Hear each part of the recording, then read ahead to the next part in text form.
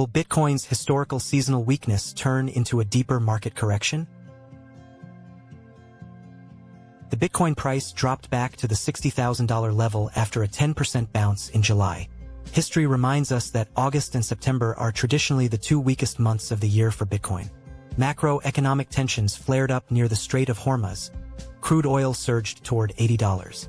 Is this just a routine pullback, or the prelude to a much deeper market correction? Geopolitical conflicts in key energy supply routes have pushed oil prices higher. Critical technical warnings flash as Bitcoin's realized price sits between $53,000 and $54,000. The 50-week moving average is closing in on a crossover below the 100-week moving average. Historically, these lagging indicators flash right around the final capitulation phase of a cycle.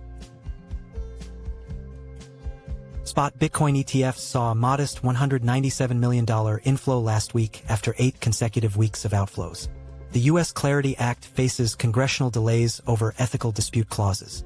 Institutions are accumulating slowly at lower ranges rather than chasing price pumps. Bitcoin remains pinned below its short-term holder cost basis of $72,000. Long-term fundamentals tell a completely different story. Right now, over 10.5 million Bitcoins are held at a loss, an extreme metric that historically coincides with generational accumulation zones. Owning just 0.21 BTC guarantees you a spot in the top 1% of potential Bitcoin holders worldwide. You don't need dozens of Bitcoins to build generational scarcity. You just need a disciplined long-term strategy.